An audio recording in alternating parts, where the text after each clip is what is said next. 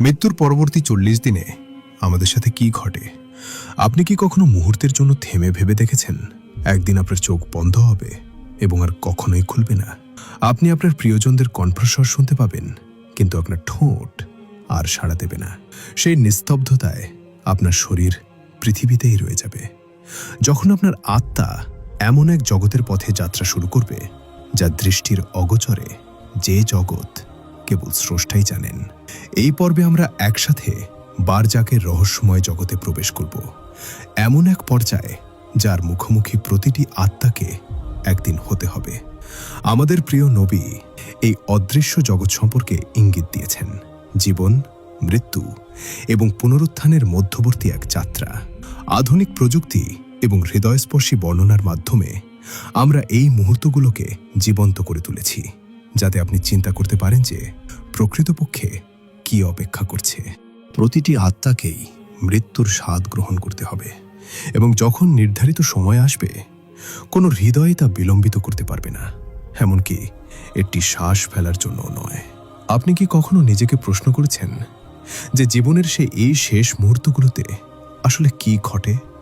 যখন হৃদস্পন্দন থেমে যায়, যখন আত্মা জীবিত জগৎ এবং অদৃশ্য জগতের মাঝে ঝুলে থাকে, তখন সে কি অনুভব করে? বাস্তবতা কল্পনার চেয়েও অনেক বেশি গভীর। আল্লাহর নির্ধারিত ঠিক সেই মুহূর্তে মৃত্যুর ফেরেশতা বা মালাকুল মাউত উপস্থিত হন। তিনি মহিমান্বিত, অদৃশ্য, তবুও তার উপস্থিতি অস্বীকার করার উপায় নেই। তার পেছনে থাকেন করুণার ফেরেশতারা, যারা উজ্জ্বল ও দীপ্তিময়, এবং শক্তির ফেরেশতারা, যারা ভীতি জাগানিয়া ও কঠোর। আত্মা শরীর থেকে বিচ্ছিন্ন হতে শুরু করে। একজন বিশ্বাসী বা মুমিনের জন্য করুণার ফেরেশতারা উজ্জ্বল মুখ নিয়ে অবতরণ করেন, জান্নাত থেকে আনা কাফন এবং কস্তুরীর চেয়েও সুমিষ্ট সুগন্ধি নিয়ে। তারা আত্মাকে মৃদুস্বরে ডাকেন এবং আল্লাহর করুণার দিকে আহ্বান জানান। আত্মা প্রশান্তি ও আলোর আলিঙ্গনে শরীর ছেড়ে ধীরে ধীরে ওপরে উঠে যায়। আর যারা গাফেল, অহংকারী এবং অবাধ্য, তাদের জন্য ফেরেশতারা কঠোর মুখ নিয়ে আসেন। তাদের কণ্ঠস্বর আত্মাকে শরীর ত্যাগ করার আদেশ দেয়, কিন্তু এই বিচ্ছেদ হয় অত্যন্ত যন্ত্রণাদায়ক। আত্মার প্রতিটি অংশ একটি অবহেলায় কাটানো জীবনের পরিণাম অনুভব করে। এই প্রথম মুহূর্তগুলোই বারজাকের সূচনা, সেই গোপন অদৃশ্য জগৎ। আত্মা সচেতন থাকে, তবুও সে আর ফিরে আসতে পারে না। সে প্রিয়জনদের অস্পষ্ট কান্না অনুভব করতে পারে, যা অনেক দূর থেকে ভেসে আসা শব্দের মতো মনে হয়। আল্লাহর নির্ধারিত নিয়তির চাদরে জড়ানো অবস্থায় সে তার যাত্রা শুরু করে। মুমিনের আত্মা অস্তিত্বের অদৃশ্য স্তরগুলো ভেদ করে ওপরে উঠতে থাকে। প্রতিটি দরজায় ফেরেশতারা তাকে সম্মান ও উষ্ণতার সাথে স্বাগত জানান, কিন্তু অবাধ্য আত্মা প্রত্যাখ্যাত হয়। আকাশের দরজাগুলো তার সামনে বন্ধ হয়ে যায়, এবং তাকে স্মরণ করিয়ে দেওয়া হয় যে তাকে সেই মাটিতেই ফিরে যেতে হবে যা থেকে তাকে সৃষ্টি করা হয়েছিল। এই বাস্তবতাই প্রতিটি মানুষের জন্য অপেক্ষা করছে। প্রতিটি কাজ, প্রতিটি কথা এবং প্রতিটি উদ্দেশ্য মৃত্যুর পর সেই প্রথম মুহূর্তগুলোতে আত্মার সাথে সাক্ষাৎ করবে। বারজাখের সময় পৃথিবীর সময়ের মতো নয়। সেখানে সূর্যোদয় বা সূর্যাস্ত নেই। দিনগুলো পরিমাপ করা হয় চিন্তা, সচেতনতা এবং গন্তব্যের নৈকট্য দিয়ে। কবরে দুইজন ফেরেশতা, মুনকার এবং নাকির উপস্থিত হন, যাদের উপস্থিতি অত্যন্ত প্রবল। তারা আত্মাকে প্রশ্ন করেন, তোমার রব কে? তোমার দিন বা ধর্ম কি? তোমাদের মাঝে যাকে পাঠানো হয়েছিল তিনি কে? মুমিন ব্যক্তি নিশ্চিতভাবে উত্তর দেন, আমার রব আল্লাহ, আমার ধর্ম ইসলাম, আমার নবী মুহাম্মদ। তখন প্রশান্তি নেমে আসে এবং আলো আত্মাকে ঘিরে ফেলে। কিন্তু অবাধ্য আত্মা দ্বিধায় পড়ে যায়। ভয় তাকে গ্রাস করে, কারণ সে সেই সত্যটি উপলব্ধি করে যা সে জীবনে অস্বীকার করেছিল। আপনার আত্মা কি আজ রাতে এই প্রশ্নগুলোর উত্তর দিতে পারবে? বারজাখের দিনগুলো সামনে বিস্তৃত। কারো জন্য তা চিন্তার ও করুণার, আবার কারো জন্য তা অনুশোচনার। জীবিতদের প্রতিটি প্রার্থনা, প্রতিটি দান বা সাদাকা, প্রতিটি কুরআন তেলাওয়াত মুমিনের আত্মাকে স্পর্শ করে, কিন্তু গাফেলদের জন্য প্রতিটি দিন ভারী ও শ্বাসরুদ্ধকর হয়ে ওঠে। প্রতিটি মুহূর্ত অনুশোচনায় ভরে যায় এবং নীরবতা অসহনীয় হয়ে ওঠে। 40তম দিন ঘনিয়ে আসার সাথে সাথে মুমিন আলো ও সুগন্ধিতে বিশ্রাম নেয়। জান্নাতের নদীগুলো কাছেই প্রবাহিত 40 দিন অতিবাহিত হয়। বারজাখের মধ্য দিয়ে যাত্রা শেষ হয়। মুমিন শান্তিতে পুনরুত্থানের জন্য অপেক্ষা করে, যখন অবাধ্য আত্মা তার কর্মের পরিণাম ভোগ করতে থাকে। জীবিতদের জন্য শিক্ষাটি অত্যন্ত জরুরি। চিন্তা করুন, অনুতপ্ত হন এবং কাজ করুন। প্রতিটি মুহূর্ত মূল্যবান। বারজাখ শেষ নয়, বরং অনন্ত সত্য উন্মোচনের শুরু মাত্র। মুমিনের আত্মা কবরের ওপরে উঠে যায়, শরীরের ভার থেকে মুক্ত হয়ে। এই অদৃশ্য জগতে প্রতিটি নড়াচড়া ফেরেশতা আলো এবং আল্লাহর করুণা দ্বারা পরিচালিত হয়। আত্মা তার কাজগুলোকে বাস্তব রূপে দেখতে পায়। প্রতিটি প্রার্থনা, প্রতিটি দয়ার কাজ স্পষ্টভাবে অনুভূত হয়। ফেরেশতারা আত্মাকে অস্তিত্বের বিভিন্ন স্তরের মধ্য দিয়ে নিয়ে যান, যার প্রতিটি আগেরটির চেয়ে বেশি উজ্জ্বল। প্রতিটি দরজায় আত্মাকে আল্লাহর নেক বান্দা হিসেবে সম্মান জানানো হয় এবং জান্নাতের সুবাস তাকে ঘিরে ফেলে। এটি সততা, ভক্তি এবং আত্মসমর্পণে কাটানো জীবনের পুরস্কার। আত্মা জান্নাতের ঝলক দেখতে পায়, বাগান, নদী এবং অতীত আলো। জীবনে করা প্রতিটি ভালো কাজ তারার মতো জ্বলজ্বল করে তার পথ আলোকিত করে। গোপনে দেওয়া দান, নিয়মিত নামাজ, মানুষের প্রতি দয়া সবই উজ্জ্বল স্পষ্টতায় ভেসে ওঠে। আত্মা তার যাপিত জীবন সম্পর্কে সচেতন হয়, মনে করে সেই পরীক্ষাগুলোর কথা, প্রতিহত করা প্রলোভনগুলোর কথা, ধৈর্যের মুহূর্ত এবং ইবাদতের সময়গুলোর কথা। প্রতিটি নেক আমল বা ভালো কাজ ইল্লিনে বা নেককারদের আমলনামায় পূর্ণরূপে লিপিবদ্ধ দেখানো হয়। ফেরেশতারা শ্রদ্ধায় মাথা নত করেন। প্রতিটি নাম ভক্তি ও আনুগত্যের সাক্ষ্য বহন করে।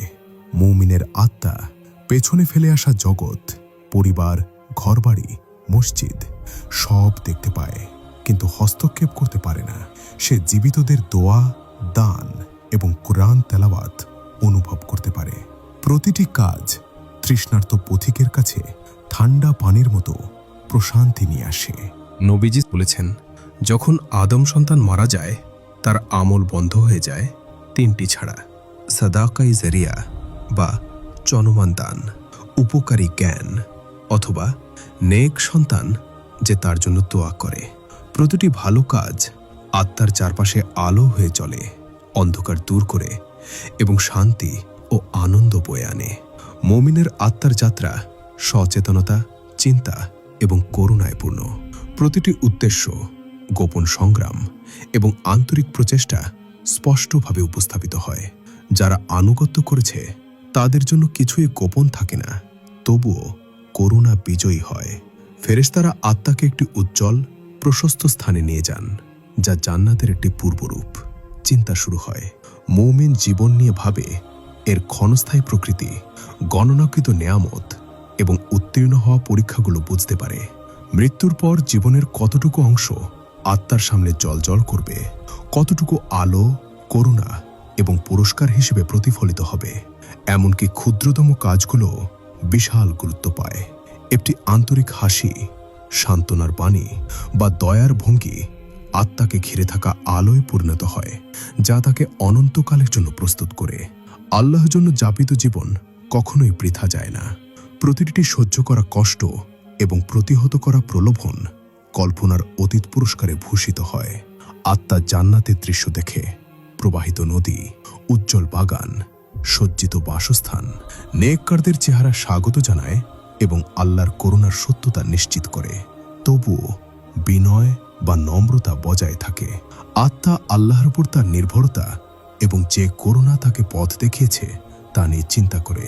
প্রথম দিন ও রাতগুলো শান্তিতে কাটে, সচেতনতা গভীর হয়। জীবিতদের প্রার্থনা আত্মার কাছে পৌঁছায়, নিয়ে আসে আরাম ও আনন্দ। জীবিতদের কাজ, দান, নামাজ, কুরআন তেলাওয়াত মৃতের উপকারে আসতে থাকে, যা করুণার সেতু হিসেবে কাজ করে। নেককার আত্মা বারজাকের চিন্তা ও প্রস্তুতির জগৎ হিসেবে অনুভব করে। জীবনকে তার প্রকৃত রূপে দেখা হয়, একটি পরীক্ষা, একটি মুহূর্ত অনন্ত পুরস্কারের একটি সুযোগ। কতটি কাজ আপনার আত্মার জন্য শান্তি বয়ে আনবে, কতটি অদৃশ্য জগতে আলো হয়ে জ্বলবে। আত্মা আলোর দরজা দিয়ে উপরে ওঠে, ফেরেশতাদের দ্বারা আলিঙ্গনবদ্ধ হয় এবং আল্লাহর প্রতি নিবেদিত জীবনের পুরস্কার পর্যবেক্ষণ করে। দান, নামাজ, দয়া এবং ভক্তি বাস্তব পুরস্কার হিসেবে প্রকাশিত হয়। প্রতিটি প্রচেষ্টা স্বীকৃত হয়, প্রতিটি সংগ্রামের প্রতিদান দেওয়া হয়। অবাধ্য আত্মা শরীর ছাড়ার সময় ভয়ে কাঁপতে থাকে। প্রতিটি অবহেলিত কাজ, উপেক্ষিত দায়িত্ব এবং অহংকার উন্মোচিত হয়ে সামনে দাঁড়ায়। জবাবদিহিতা এড়ানোর উপায় নেই। শক্তির ফেরেশতারা নেমে আসেন। বাস্তবতা অস্বীকার করা যায় না। পরিণাম বা ফলাফল সম্পূর্ণরূপে প্রকাশিত হয়। কবর সংকুচিত হয়, অন্ধকার ঘিরে ধরে এবং অনুশোচনা গভীরভাবে চেপে বসে।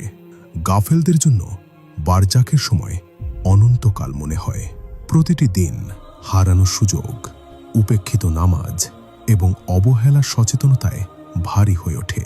নীরবতা অসহনীয় হয়ে ওঠে এবং নিঃসঙ্গতা গভীর হয়। আত্মা তার জীবনকে স্পষ্টভাবে দেখতে পায়। উপহাসের মুহূর্তগুলো উপেক্ষিত হেদায়েত বা পথ নির্দেশ, অগ্রাহ্য করা সতর্কবাণী।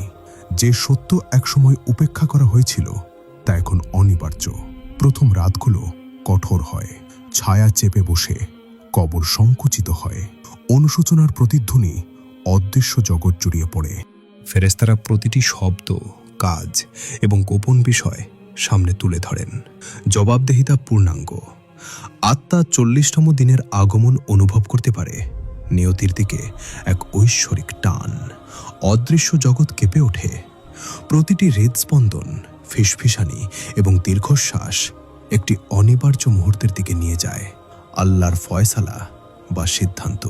অবাধ্য আত্মা প্রতিটি পাপ, প্রতিটি অবহেলা এবং প্রতিটি উপেক্ষিত সতর্কবাণীর ভার অনুভব করে। সচেতনতা তীক্ষ্ণ হয়, বাস্তবতা অনস্বীকার্য, করুণা অনুপস্থিতে। প্রতিটি উপেক্ষিত কাজ, প্রতিটি ছুটে যাওয়া নামাজ, প্রতিটি অস্বীকার করা সত্য জবাবদিহিতার অকাট্য প্রমাণ হয়ে ওঠে। নেককারদের জন্য আসন্ন 40তম দিনটি হল সচেতনতার বৃদ্ধি, পুনরুত্থানের প্রস্তুতি এবং অনন্ত পুরস্কারের দর্শন। আলো বৃদ্ধি পায়, শান্তি গভীর হয় এবং চিন্তা ভাবনা চলতে থাকে। প্রতিটি কাজ উজ্জ্বলভাবে চলে। প্রতিটি নামাজ, প্রতিটি দান বাস্তব পুরস্কার হিসেবে প্রকাশিত হয়। আত্মা চূড়ান্ত পরিণতি দেখতে পায়। বাগান যার নিচে নদী প্রবাহিত। নেককার আত্মাদের হাস্যোজ্জ্বল মুখ এবং জান্নাতের বিশালতা। কৃতজ্ঞতা প্রবাহিত হয়, বিনয় থেকে যায়। প্রাপ্ত প্রতিটি করুণা স্বীকৃত হয়। অবাধ্যদের জন্য 40তম দিন হল সত্যের চূড়ান্ত উন্মোচন। বিচার সম্পূর্ণ হয়। প্রতিটি অবহেলা, অহংকার এবং ঐশ্বরিক নির্দেশনার প্রত্যাখ্যান সম্পূর্ণরূপে প্রকাশিত হয়। অন্ধকার, নিঃসঙ্গতা এবং অনুশোচনা রাজত্ব করে। বাস্তবতা অস্বীকার করার উপায় নেই। অদৃশ্য জগৎ কেঁপে ওঠে। আল্লাহর হুকুম বা আদেশ সমস্ত জগৎ জুড়ে কার্যকর হয়। পাহাড়, সমুদ্র, নক্ষত্র সবাই অনুগত। প্রতিটি আত্মা তার নিয়তির অপেক্ষায় থাকে। নেককাররা আলোয় জ্বলজ্বল করে, গাফেলরা সচেতনতায় কাঁপতে থাকে। জীবিতদের জন্য শিক্ষাটি স্ফটিকের মতো স্বচ্ছ। এখনকার কাজগুলোই দৃষ্টির অগোচরে থাকা আত্মাদের প্রভাবিত করে। প্রার্থনা, দান এবং স্মরণ বাস্তব, কার্যকর এবং কল্পনার চেয়েও শক্তিশালী। 40তম দিনে বারজাখের যাত্রার একটি অধ্যায় শেষ হয়। চিন্তা, পুরস্কার এবং জবাবদিহিতার একটি জগৎ। নেককারদের আত্মা শান্তিতে বিশ্রাম নেয়, যখন গাফেলরা তাদের পছন্দের পূর্ণ পরিণাম ভোগ করে। মৃত্যুর 40 দিন পর আত্মা সত্য, করুণা এবং ন্যায় বিচার প্রত্যক্ষ করেছে। জীবন কখনোই শেষ ছিল না। এটি ছিল কেবল অনন্ত সচেতনতার শুরু। বিচার দিবস।